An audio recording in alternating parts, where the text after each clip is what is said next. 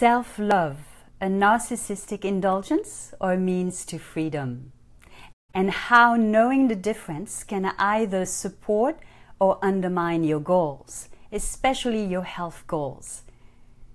In this live stream, I'll share with you my personal experience of what self-love means and how I encourage my clients to incorporate in their lives tips, suggestions, habits that can support them in their health goals and in their goals in general in their lives. If we're meeting for the first time, hello, my name is Laure.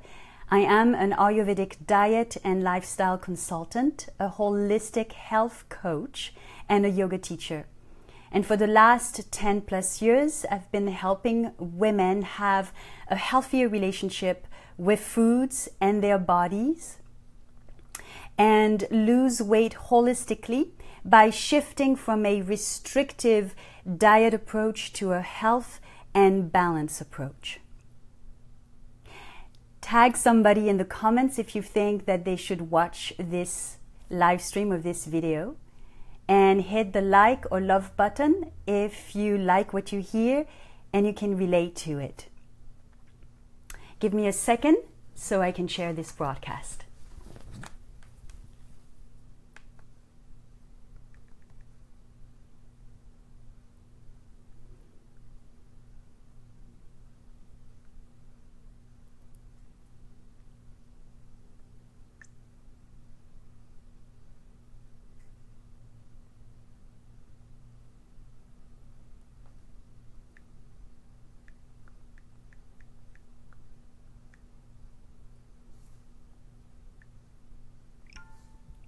Very well.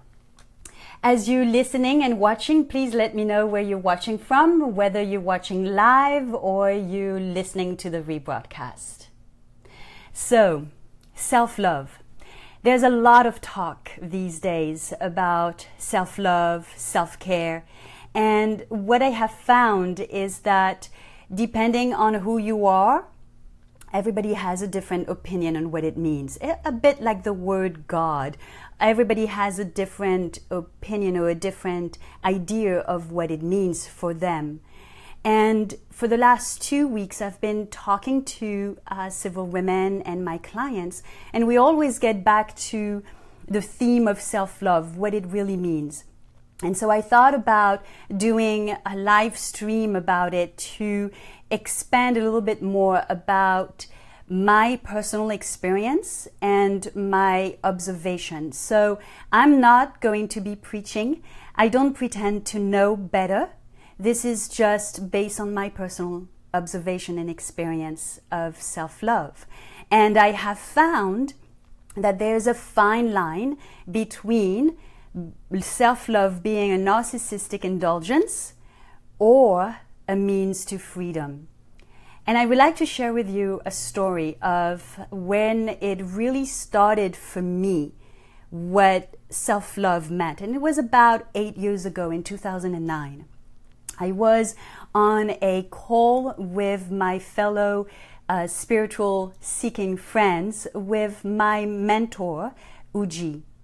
And she was not actually talking to me directly. She was talking to a friend of mine.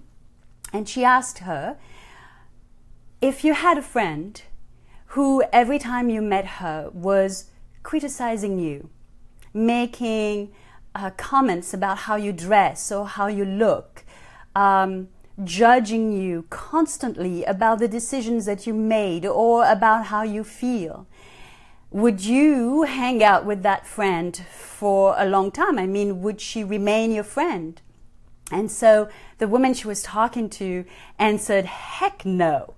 And then there was a silence, and Uji then said, so why are you being this friend to yourself? And I'm still feeling today what I felt then. It hit me like a brick. It was like something opened up. I was able to see a reality that I was completely unaware of. And then Uji continued, and this has become for me something that I have continued saying to myself. She said, love yourself no matter freaking what. Love yourself no matter freaking what. What I recognize for myself when I heard those words is that I have been, at that point, I had been hating myself. I had been whipping myself up for years, ongoingly, with my self-criticism, with my constant self-judgment. And I thought that was the way of being, even though it was creating hell inside of me. It was creating suffering. So that's when I first recognized what self-love really meant, especially for women. I have worked both with men and women. And I can say honestly that I have found that we women more naturally, more excessively judge ourselves all the time about what we do, about what we feel. And we criticize ourselves, always questioning ourselves about the validity of what we do and how we feel. So this is one point or one step of self-love. And I began to adopt for myself the mantra or the motto, I love myself no matter what. I love myself no matter what. And it took me years to really even feel that I loved myself no matter what. I mean, for the first few years, I faked it until I made it. But anytime I would start feeling that self-judgment creeping up, I would silently repeat this. I love myself no matter what. However, if we get stuck at just there, this is the important step of loving ourselves, but we can get stuck there. And I have found that this happens a lot for spiritual seekers, that they get stuck to that experience of self-love to the point that sometimes it can become a narcissistic indulgence. Because there's more to self-love than just loving ourselves no matter what. We can get to a point, if we don't pay attention, where we are careless with others, or where we only see the problem with others. The second place, or the second part of self-love, is to get to a point of non-judgment. Self-love is non-judgment of what we're feeling, of what we're thinking, or how we're behaving. But the second part is, when we are in this place of non-judgment, then we want to explore why we feel what we feel, why we think what we think, and why we behave the way we behave without any judgment. And it's only at that place of non-judgment that we can actually explore this. So for me personally, what was making me suffer is that all of my life I have been struggling with my reactivity. I have a fire temperament, and I have been criticized and struggling even within myself with my anger outbursts. And I've always been like that since a young girl, throwing temper tantrums. But it wasn't until I got to a space of non-judgment that I was able to look at what was the root cause of this anger, what was the root cause of this reactivity. What one of my mentors, Dr. Swami Shankardev, calls the shadow. And embracing that shadow in order to be able to look at it. And what I recognize, and I'll just give you a personal example, and if you can relate to that, whether it is anger or something else in your life that you are struggling with, leave me a comment. Let me know, because you're not alone. What I recognize with anger is that behind it, the root cause of anger, at least for me, was a deep sense of injustice. It was feeling attacked. My reactivity came from feeling attacked, came from going even deeper, not feeling approved, heard, understood, listened to. I don't know if you're watching the show This Is Us, right? I love this show for so many different reasons. And recently, about 2 episodes ago, the mother was explaining to her son what racism is about, right? And she said something very interesting. She said, sometimes people will say certain things that sound a certain way, but you can feel in your gut it means something different. It's really a criticism, a non-acceptance of you, right? And I'm assuming all of us have experienced that at some point or another.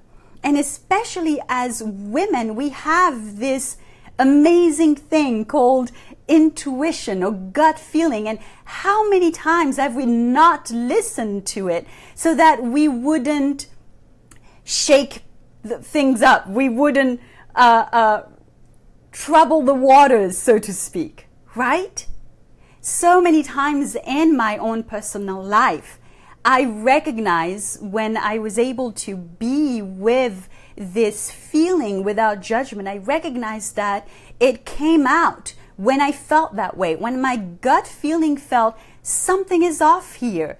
And I stopped questioning myself that I was feeling something wrong, right? I like to say sometimes that even when proven wrong, you're right. You're right because what I mean by this is that what you're feeling is real. It's valid.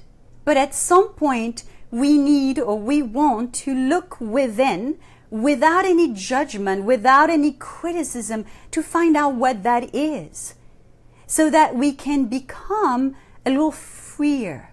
And that's when self-love becomes a means to freedom.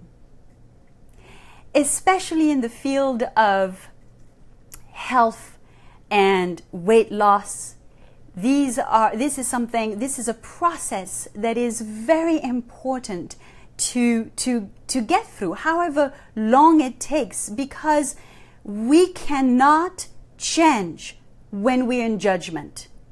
Let me give you another example. Some of you have children, right? Imagine that your little boy or your little girl comes home from school having had a bad grade. Now, do you think that if you screamed at that child and berated that child and called that child stupid for having a bad grade, do you think that they would do better the next time? Of course not. We know that.